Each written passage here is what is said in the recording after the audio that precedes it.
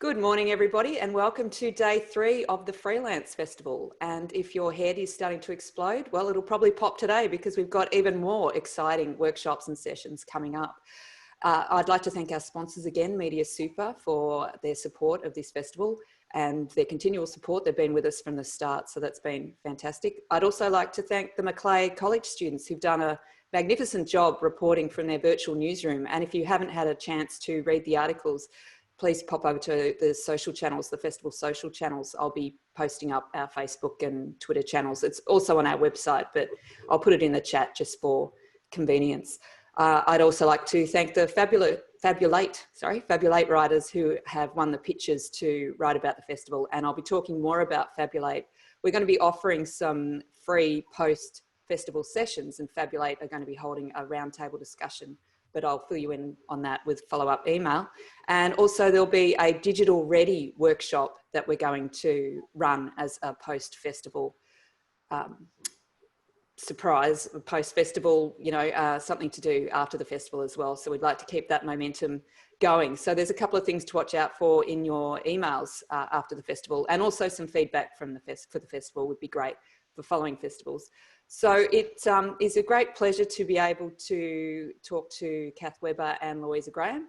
I'll read out Cath's bio because she's done so many things that I'll have to look at my notes to give her full credit for what she's done. Cath is the co-chair of Women in Media Australia. She's worked in the media for more than 20 years and appears weekly on Channel 7's Sunrise as a commentator, and is founding member of the Queensland Women in Media Committee. She is a strategic communications advisor, and prior to that was the editor of the Gold Coast Bulletin, the first female editor in 130 years, and the same paper where she started as a cadet. That's an amazing achievement, 130 years, Cath. Yeah, 130 years. It took a while, and I think the first, female regional editor for News Corp. So it was a great honour, and always interesting to go back where you started as a cadet, with many faces still there, Sue, as the editor. So it was great. It was a dream come true. Always what I want to do. Oh, that's great. Yeah. Thanks, Sue. I'd like to acknowledge the traditional owners of the land on which we broadcast, past, present, elders past, present and emerging. And it's great that you've pulled this together, Sue. I just think it's such a feat, having organised the National Women in Media Conference for the past 3 years. I know how much work goes into pulling all of this together, but then to having to pivot it, thanks to COVID, to put it online, it's brilliant. I dealt with freelancers a lot when I was working in Ireland as a deputy features editor of a national broadsheet for years. We commissioned more than probably 95% of our features came from freelancers from around the world, which was really quite interesting, having not experienced that as much in Australia. So I know some of the challenges some of you face, and I know how valuable it is to have conferences like this and sessions like this that are talking specifically to your needs.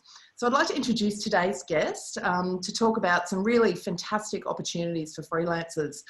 Louisa Graham started her career at Network 10 and is now Chief Executive of the Walkley Foundation for Excellence in Journalism. For more than 10 years, Louisa has worked with the media, government, corporate and community organisations to build a broad funding base to support journalism. Louisa brings to the Walkley Foundation extensive experience in the not-for-profit management and awareness campaigns. She's a graduate of the Australian Institute of Company Directors and has a BA in Communications from UTS. She's a non-executive director of the Alliance for Journalist Freedom and a board member of Media Diversity Australia. I'm very pleased to welcome the Walkley Foundation Chief Executive and Company Secretary, Louisa Graham. Oh, amazing. Thank you, Cath. Well, hello and welcome everyone, and I hope you're all safe and well in these strange times that we're living in. I'm so pleased that you can join us virtually and to hear from leading speakers within their respective specialities today. And we're thrilled to be working again with the Launceston Freelance Festival on this exclusive first ever virtual event, which is certainly paving a way for the way we're all working remotely. And I want to thank Cath and Sue Bell and her team for putting together the festival. It really looks like a great lineup. And at the Walkleys, we know how much goes into an event like this. Now, no doubt you are all familiar with the Walkley Awards, and some of you probably have one or two. But I want to share with you why they are now more important than ever and what else we are doing at the Walkley Foundation to support journalism broadly and in particular freelancers. And we've seen what could only be described as a real horror year, with bushfires ravaging Australia, followed quickly by COVID and the closure of many community regional outlets. But journalism has proven to be particularly important during this period. The immediate and accurate reporting from trusted journalists and publishers has been crucial to saving lives, keeping communities informed and countering disinformation. I think really it's this sort of courageous, accurate and best practice reporting that the Walkleys recognises and reminds all of us of the crucial civic function of journalism and its role in strengthening our democracy. So our mission is to celebrate and support Australian journalism, and we do that through our awards, and both the Walkleys, which are at the end of the year, and our mid-year program, which we've just announced. And the work of the mid-year program recognises journalists in specialist areas, such as arts, women's leadership, industrial relations, and most importantly, freelancers. We also aim to live the craft through professional development. And over the years, we've hosted conferences, summits, and training classes and masterclasses, which I hope some of you have attended, and that work still continues. But recently, we've had some new initiatives where we have been offering paid scholarships and fellowships to aspiring journalists. And these have been enormously successful. And all our recipients have actually landed jobs in the media at the end of the program. And that's been absolutely wonderful. So we have an opportunity coming up for a Victorian community regional journalist to gain metro experience at The Age, and this is open to freelancers. So I do encourage you to look out for that one and apply. And in the coming months, we're also rolling out Indigenous scholarships and fellowships for applicants from culturally and linguistically diverse backgrounds, as well as socio-economically disadvantaged backgrounds. All of these opportunities aim to provide paid training experiences, encourage diversity, which is much needed in our industry. Mentoring has also become a priority area for us, as those informal channels of receiving experience on the job dry up. And with the benefit of the Walkley Foundation's expertise and established networks of award-winning senior journalists, we want to ensure that this institutional knowledge is passed on to the next generation through this program. So again, for aspiring freelancers who are looking to consolidate training or want mentoring, I would encourage you to apply for these opportunities. Now, another initiative that we've had over the last couple of years has been our Freelance Grants program, which actually just closed in June. And the winners of this 2020 round with funding of $134,000 is being announced today. And it's really a great, diverse list of stories. So what the grants do is they assist freelancers to produce significant work in any medium. And this year our themes have been reporting Asia, reporting the Pacific, and reporting regional Australia. And we see this as an important part of investing back into the industry. And we have been able to do this largely due to the considerable support that we receive from a number of sources, including media organisations, corporate tech companies, government, tertiary institutions, and also philanthropy. And as a not-for-profit organisation with charity status, we have seen our reach grow as we prosecute the case that journalism is essential to civil society and should be supported by all sectors. However, I really think the success of the Walkleys is due to the integrity of our processes, our consultation with industry, and the many, many journalists who volunteer their time to judge awards and grants, speak on panels, and sit on our boards. And the support that we have from industry, our independence and ability to work collaboratively with everyone, I think is what ensures our relevance. So I hope you know a little bit more about us, and I would encourage you to subscribe to walkleys.com to stay up to date with the many opportunities we have for freelancers. And I also welcome any other feedback that you might have. So perhaps you might know someone who is interested in donating or supporting us, or you might want to nominate yourself or a colleague as a judge or a mentor, or maybe you just have a stellar idea that you want to share. So please do drop me a line and subscribe and check out our website, and we will post the details in the chat now. I think that's going to happen. But before I go, entries for the 2020 Walkley Awards are now open. So send us your best work. You have to be in it to win it. And as of last year, we have halved the entry fee to $150 per entry to allow for greater diversity and entry into the Walkley Awards, and that certainly played out last year. The awards ceremony this year will be held in Tamworth on November the 20th, and that is acknowledging the importance of community regional journalism. It's now my pleasure to hand back to Cath. Thank you, Cath. Thanks, Louisa. Look, love the Walkleys, and the Walkley Foundation, like you said, it's got so many fantastic resources, and it's just a really fantastic community. Plus, the awards is always a great night. I can attest to that. And it's just brilliant. Seen a few. It's always uplifting, and you know, but it's just so inspirational every time you're in the Walkleys, and you know, you see those opening images, and then you just hear the stories that, as every, you know, journalist or whoever it might be comes on stage. It's such an amazing event.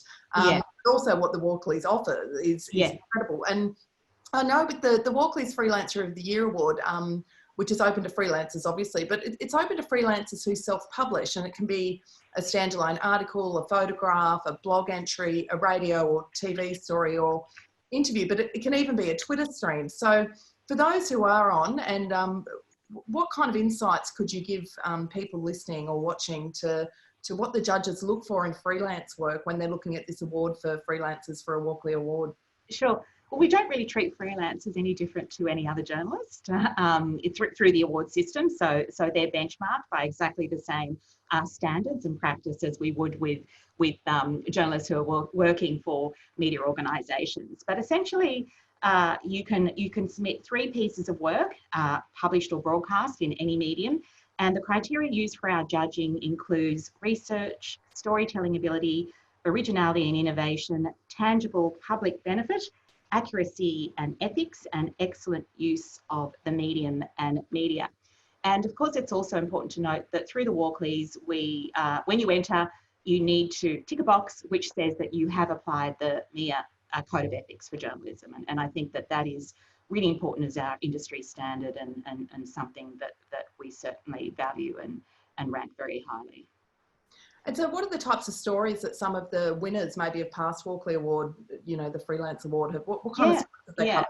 Yeah, sure. So there have been range of stories. So, you know, it's just essentially great storytelling. So it can be local stories, it can be metro stories, it can be international stories. So whatever story you need to tell, you can enter. And also freelancers can, so we have the mid-year, which has now been rebranded the June Andrews Freelancer of the Year, to recognise our one of our substantial benefactors. And she was in fact the sister-in-law of Gaston Walkley. So that freelancer in the mid-year program has been rebranded the June Andrews Freelancer Award. But freelancers can also enter the Walkleys, and they can enter in any category across the Walkleys. And we do encourage all of you to enter, because you never know until you've actually entered. And one of my most favourite stories is from Helen Pitt, who some of you may know, has been a long-time journalist with Fairfax. And she'd never entered the Walkleys, and she entered 2 years ago for her book, The Opera House, and she won, and she was over the moon, and she was like, I should have entered earlier. Like, why haven't I ever entered before? So I think that that's a great story on you know, like, value yourself, back yourself up, pump your own tyres and enter, and you never know. I mean, even being honoured as a finalist is a really great achievement, I think. So do enter. But if we just have a look at some of our freelance winners over the last 3 years, I think these are great stories. So this year our winner was Karishma V.S., and she actually also won in 2018. But the story she won with this year was Al Jazeera, the war on Afghan women, Afghanistan, the healers and behind the enemy lines. So pretty significant stories there. 2019 Yarrabah Melham was our winner, with a story on Maria Ressa. And 2017 Jo Chandler won for a story she did in the monthly and background briefing for ABC, Climate of Change. So that gives you sort of an overview of the winners from the last 4 years. Yeah, actually, I did see the Yarrabah Melham's piece on Maria Ressa. Obviously, it was fantastic journalism. We had her at the national conference talking last year, and yes, and it is different to hear from a freelancer as well, like how much, you know, for her to do that travel into war-torn countries and and, you know, some of the pieces she produced as a freelancer. There's a lot of risk that goes in that. We do this amazing work. Yeah, it is. And of course, our thoughts are with Maria Ressa, and I mean, it's an absolutely terrible situation what's unfolding in the Philippines, and let's just hope that with industry agitation, but also from governments, we can at least secure her release. Yeah. And do you think that's what, I mean, you know, have someone like Yara and these stories that have been, you know, that are told from freelancers, it does bring a different viewpoints into Australia and into the Walkleys, doesn't it? Because they're following this passion, they're doing this work. There's stories sometimes that we may not have heard. Of course, we knew about Maria Ressa, but it really does give you that insight. Well, it does, and I think it's a big risk for a freelancer, and you know, particularly to go into some of those areas like Afghanistan where you don't have the backing of a major media organisation. And we saw Peter Gresta being jailed in Egypt when he did have the backing of Al Jazeera. So going as a freelancer, I mean, I think is my hat's off to anyone that does that. It's just so extraordinary, and you know, and they're brilliant stories. So you know, the work of freelancers is no different. Well, you know, in fact, I think freelancers need a lot more courage, and that's what we want to recognise through the Walkleys, is that courageous sort of journalism. So. Yeah. And when you were saying, Louisa, that sometimes, you know, that obviously freelancers can apply to any of the categories, do you think as well that it's because maybe when you're in a main, like in a bigger news organisation, or there's more, you've got the emails coming around, the reminders, don't forget to apply for, do you think the freelancers are often so busy, they think, oh, forgot to get in, you know, forgot to put my application in? Yes, I guess so. That's why I encourage everyone to subscribe to Walkleys, because in our e-bulletin every week, which we send out weekly, and there's a lot of good information in the e-bulletin, you know, you get constant reminders to enter. I mean, also, obviously, as a freelancer, if you're a member of MIA, then your entry into the Walkleys is free. And you know, MIA has a very strong freelance pro program. So it's worth thinking about, if you're not a member of MIA, to join MIA as well, because then you get to enter the Walkleys for free as many times as you like. That's a great incentive, like just alone there. And you're going to Tamworth, I heard you say. So Yeah. Country Music Festival kind of jumped into my mind for that. So is that the first time? I'm thinking of the invitation where it says dress, saying Stetsons and cowboy boots. I don't know if I'll get that one past the gatekeeper. I'll have to see. But yeah, look, it's we're thrilled to be going to Tamworth, and I think the last community regional journalist, the last community regional awards were in Newcastle, I think in the late 80s or early 90s. So it's been a very long time, and it's for those that don't know, over the last few years, we have sought government support for the Walkley Awards, which I think is really important. I mean, you know, state government support arts events and sporting events. So why shouldn't they support the largest, you know, media event in the calendar? So we've had support from Queensland, which is why we've been going to Queensland, and we've previously had support from ACT government, and now we've got support from New South Wales government, which has been pretty extraordinary. And part of that is to do a community regional event. And so we chose Tamworth. It's probably, you know, it's a big centre, and it's quite accessible. Now, there is rumour that we will have a train, the Press Freedom train, you know, leaving from Sydney to Tamworth on the day of the awards, and then the following day we will be having an after party at the Tamworth Hotel, complete with country music and you know, let your hair down kind of stuff. So I'm really looking forward to it, and so yeah. So you know, I encourage people to come up and if they want to. That train trip sounds almost as exciting as the awards night. And scary, I think. You can imagine, you know, a train full of journalists on a train. Very peaceful and tranquil, I'm sure. You know, I'm sure it won't be naughty at all.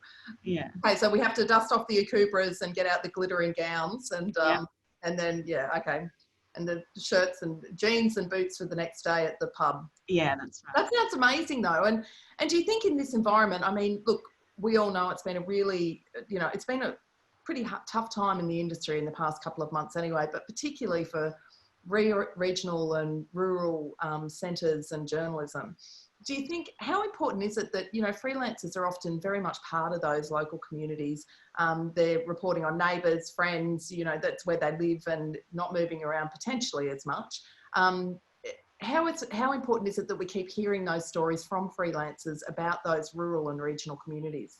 Oh, look, it's absolutely critical. And, you know, the Public Interest Journalism Initiative has reported that since March, there have been 400 closures of community regional outlets. Now, some of those, you know, may be COVID related and they may bounce back, but it's pretty dire. And I think that, you know, with the closure of those media orgs, well, then obviously there is more space for freelancers to come in and do that reporting. But that community regional reporting is so important. It is the glue of those societies, of those communities. And you know, it's really important to keep those local governments, to keep those courts, and to keep, you know, businesses within those regional areas to account. And that's, you know, that's the function that journalism has, as well as you know, providing information and resources for those regional areas as well. And I think my favourite, so I think, you know, I mean, freelancers should also be telling, you know, and there's lots of, you know, from the use of water, from the, you know, from climate change, from resources. There are so many stories to tell in those regional areas. But I do want to give an example. One of my favourite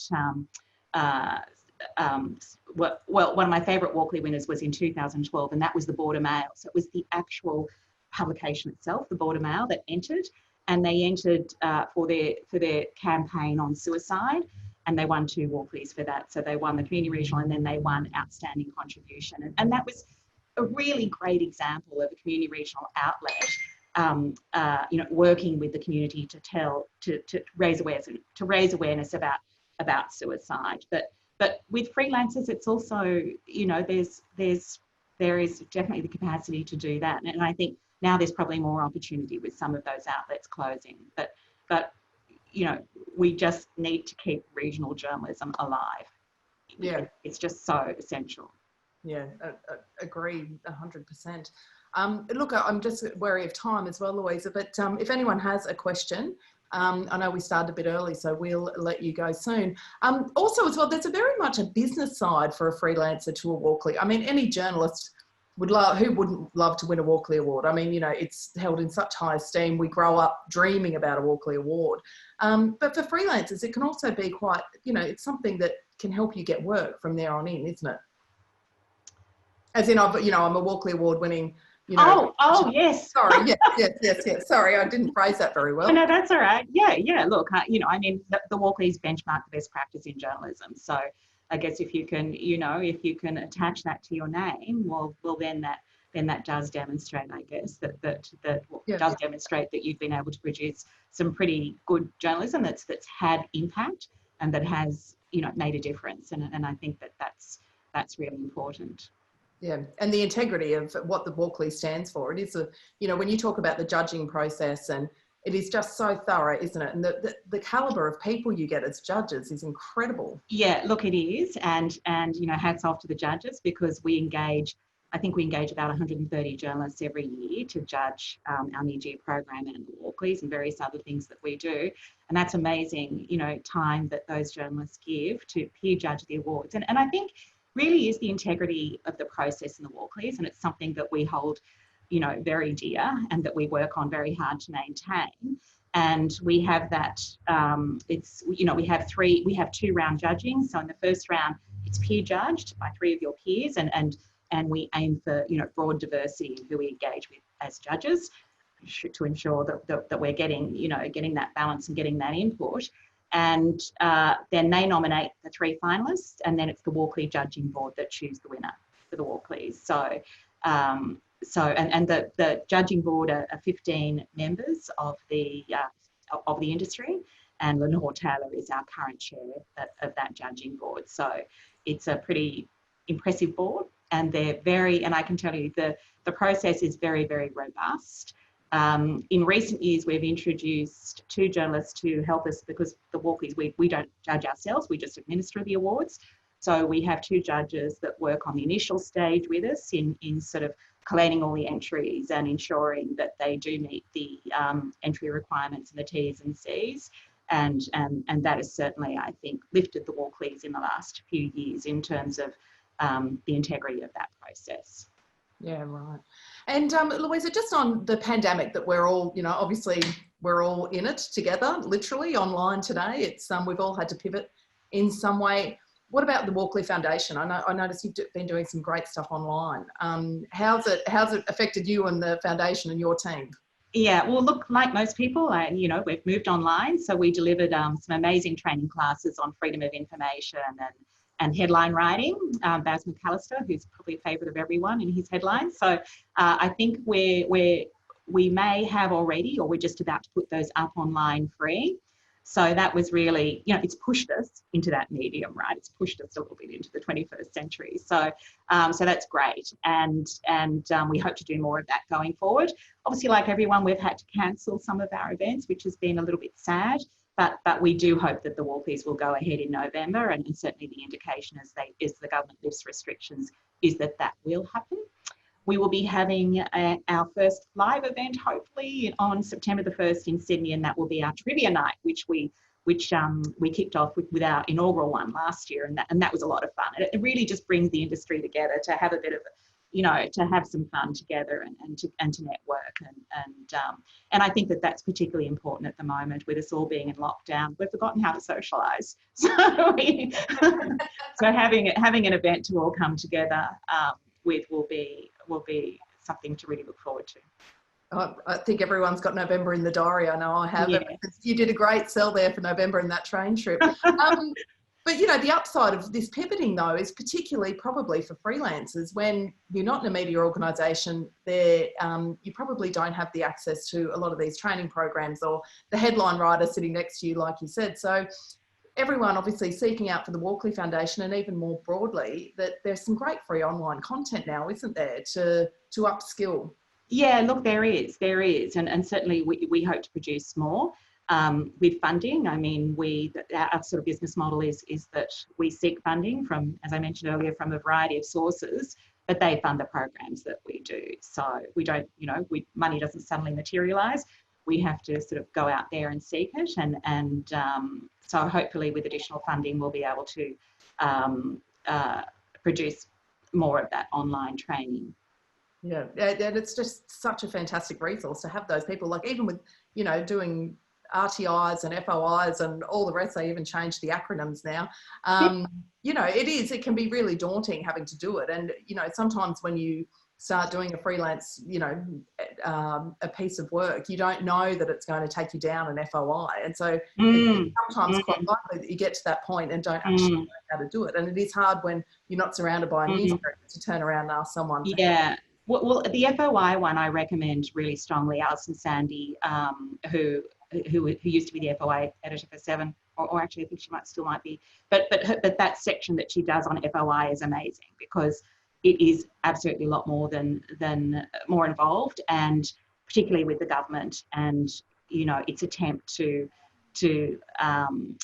hinder that information. She has all the tips and the inside knowledge to take you through it. Yeah, Alison is incredible. Yeah.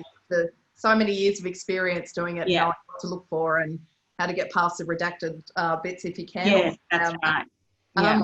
Also, I'd encourage everyone to follow, obviously, the Walkleys on Twitter, because, if these events are there, it's just that reminder again of there's another amazing event coming up, or a webinar, or the trivia, or the awards, all the rest of it, and to keep across entries. Well, look, it's 9:30, so we have kept you for that long. I might throw back now to Sue. I'm not sure if Sue... Cath. Thanks so much, Louisa, for today. It's amazing. We love what you do at the Walkley Foundation, and for all your support as well of Women in Media. We very much appreciate that as a bunch of volunteers. Women in Media is a great initiative. I'll see you on the train to Tamworth. I am very excited about this model. How do we all get on that train, Louisa? I want to get on that train too. I'm on that train. I think we should have the festival on the train. We'll probably You've really sold that. I want to get a ticket on that train. Thanks so much, Louisa, and the Walkley. No problem. We're a great support for the very first festival a couple of years ago. So I'm really thankful for coming down to Launceston, and I really hope that we can all do it again face to face. Yeah, me too. Can't wait for it. Yeah, so thanks, Louisa. Okay, thanks, Cath. Louisa. Bye. Bye. So, Cath, while you're here, could you talk a little bit about Women in Media? Because I know you do some fantastic work. There's some fantastic workshops that come up. There's a great conference. Would you like to just explain a little bit about that? Yeah, sure. And obviously as well, we very much love men to come to our events, and very much love men to be involved and participate. So of course we're Women in Media. We're a not-for-profit organisation, and we're all working women, every single one of us, who volunteers our time, because we're pretty passionate about being change agents for women. And it's not just about women in the media, working in the media. It's also about how women are represented in the media. So it really is for everyone. And at the moment, we've had to pivot a little bit as well. Our last event was the International Women's Day events, where we had women and men with some fabulous speakers around the country. But of course, coronavirus happened, and so we had to pivot online. So at the moment, pretty much every week we're running an hour of an online event of some sort. Our mission is to equip and empower and elevate. So often it might be, tips on working from home, or,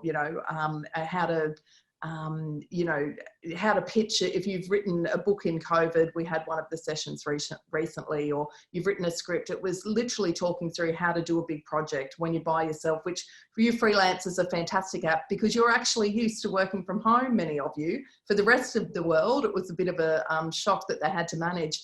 And so for those big projects, it might be a book, a script, a documentary. We had a session where we talked about, okay, how do you get through it? And then how do you actually pitch it?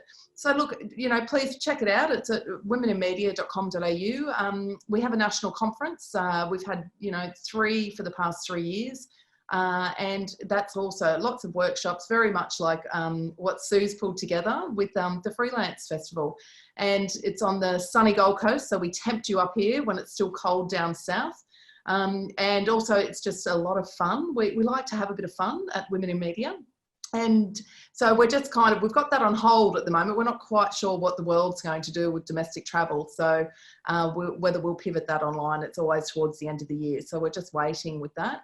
Also, we've just launched a really great mentoring program. So, and we're very interested on ensuring that there are more women in very senior roles within management at media companies. And so we very much have we've got some really fantastic, very senior women in Australia mentoring some, middle management, women who are at middle management, to try and really get to those decision-making tables. And we're very obviously passionate about diversity of all kinds. And so, we please, if we can help with anything, we're here to help. We're really lucky to have a state committee, and we're lucky to have Sue as our convener in Tasmania.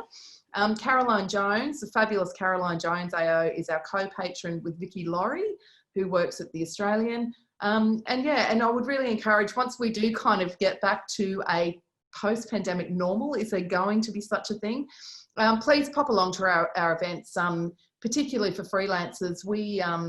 The winner of our Caroline Jones Award last year, Virginia Tapscott, it's an award for women under the age of 30 who do rural and regional journalism. But Virginia was a freelancer herself, and the prize was $2,500 for a personal fund, but it was also a trip to Canberra.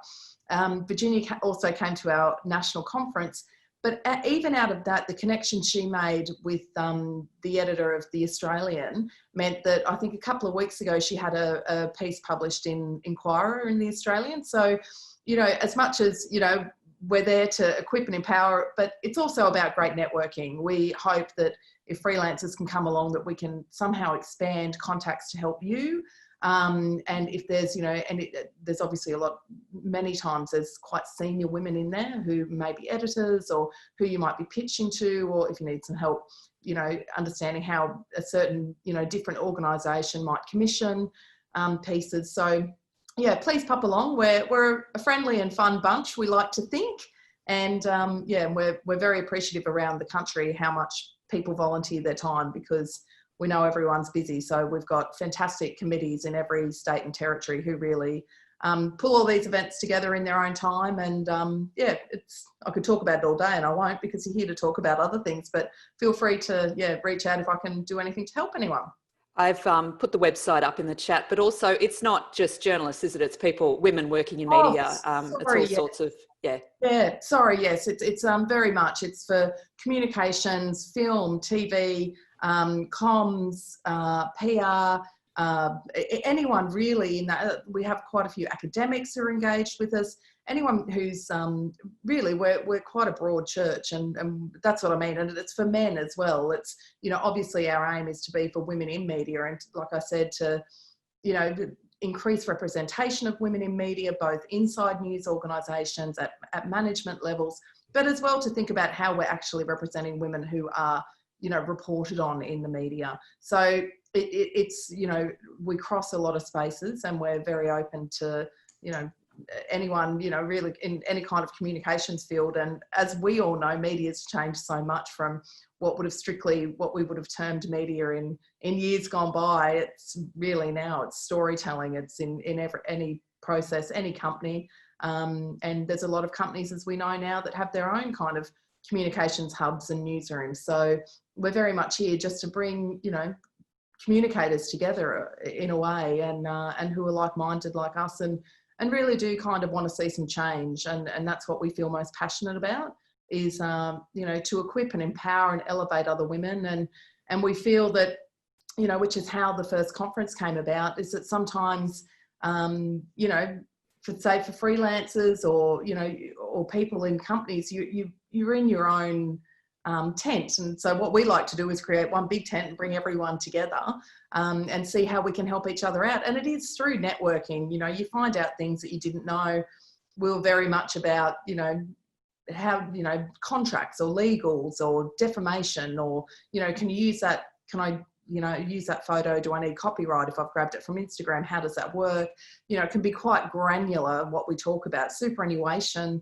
And then it, you know, expands out to just really inspirational stories of women who have overcome, you know, their own challenges to be where they are. And also the things none of us really like to talk about, how to self-promote, and, you know, which particularly women don't do very well. And they're almost, you know, too humble for their own good sometimes. So, you know, all those awkward things, how to pitch things, how to, you know, how much do you persist, and do you, you know, really chase something down? So that's, yeah, we kind of, we cover a whole bit of stuff, and then we have champagne as well. So that's always fun. It's always a bonus. Yeah. And each chapter, each state has its own different things happening too, don't they? Like there's often get-togethers in each state. And yeah, we're very much like, you know, it's, you know, we're a national, we changed, it was Women in Media really was an idea by Victoria Laurie, who I said worked at The Australian, has been in Perth. And so about 15 years ago, they thought, look, there was just nothing for them over there. And so she came up with this fabulous idea.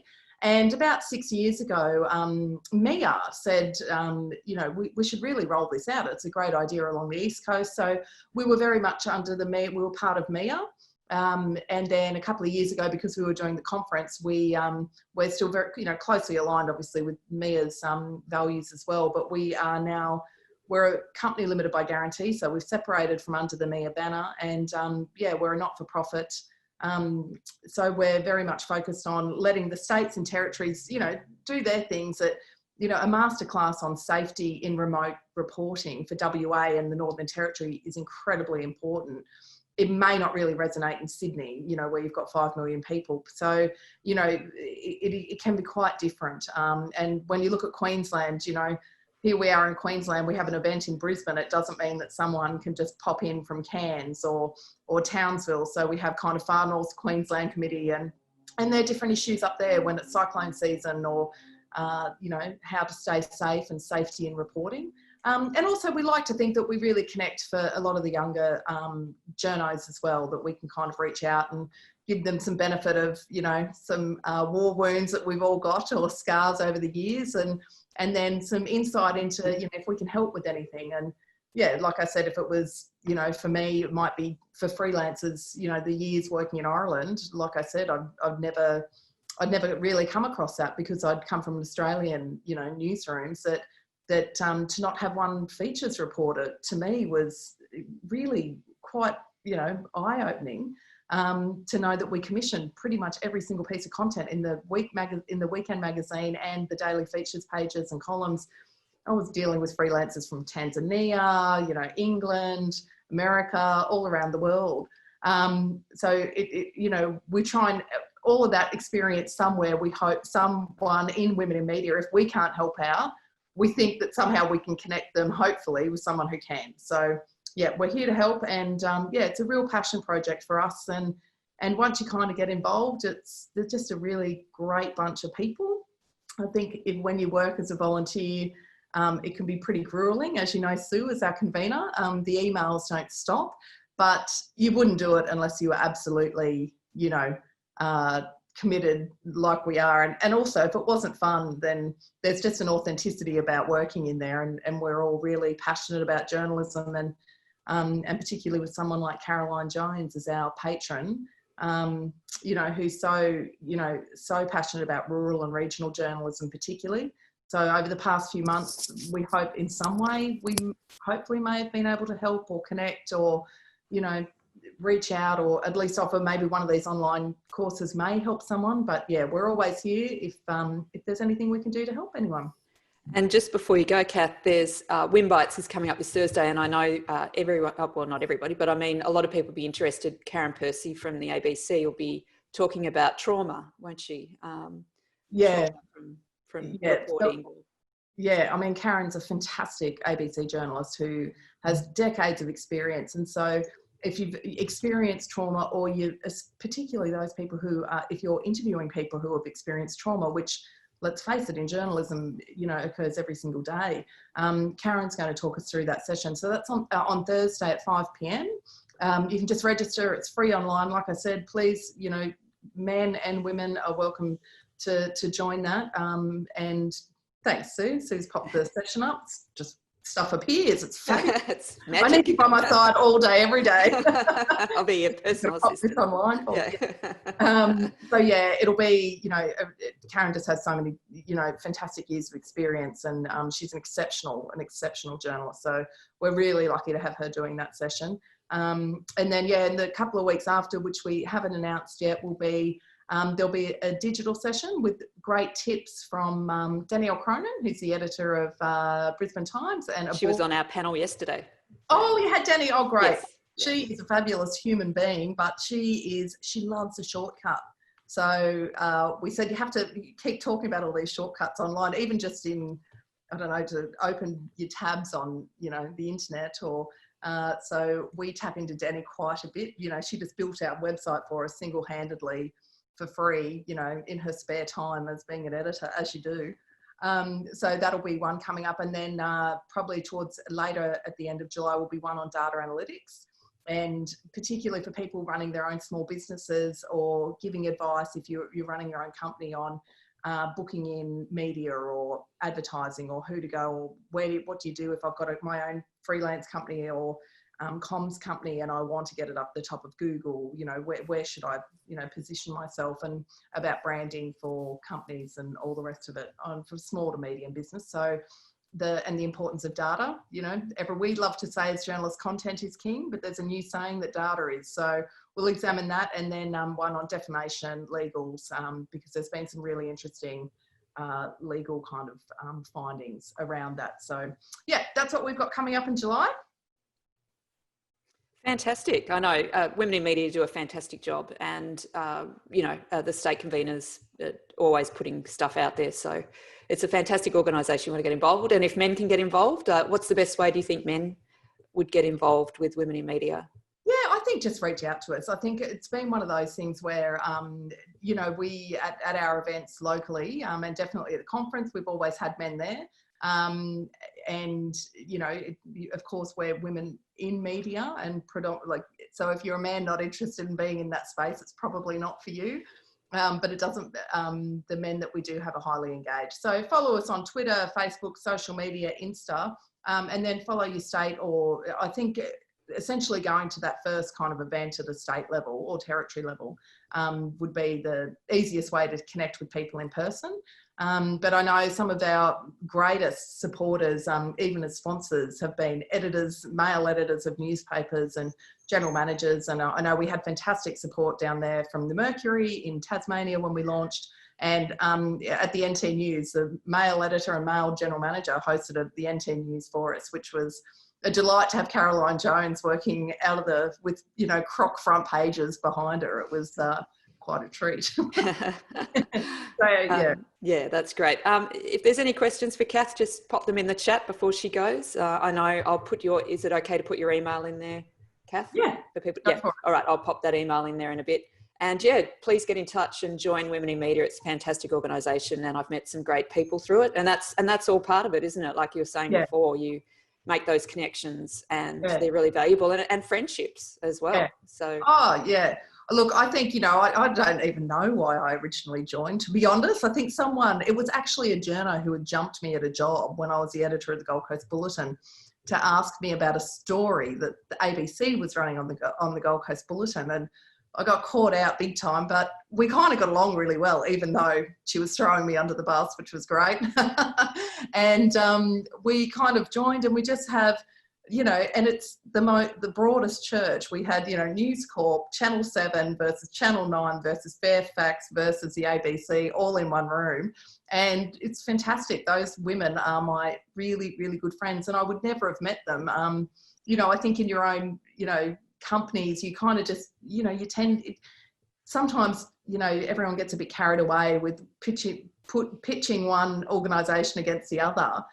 And actually, you're doing the same job, and you're facing the same challenges. And if they can help you, then you just become really good friends, and that becomes really, really helpful. And they become, you know, just mentors as well as mates. And it's more important, I think, particularly as you move through your career, to seek outside views. And I think we can do that. There's a lot of integrity with Women in Media and trust, and that's the thing that I find the best.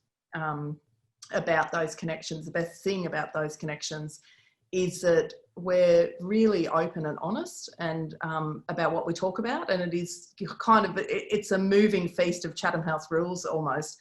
You don't have to say that everything's in the vault when you're talking, it just is. And particularly at the conference, I think the one thing that, even though it trends #1 on Twitter for the 2 days, you know, the way people open up at the conferences is something about our events. I think it just, you know, sometimes when you're in the media and maybe you just don't hear those brutally honest experiences and people talking about them as authentically as they do. So that's what we try to encourage the most, you know, and the first ones to talk about our failures and our stuff ups, and because, you know, you don't learn unless you make mistakes, and failure isn't necessarily a bad word. So, you know, we've got enough experience in that space as well that we can, you know, learn from our stuff ups. People, here we go. We'll tell you all about them.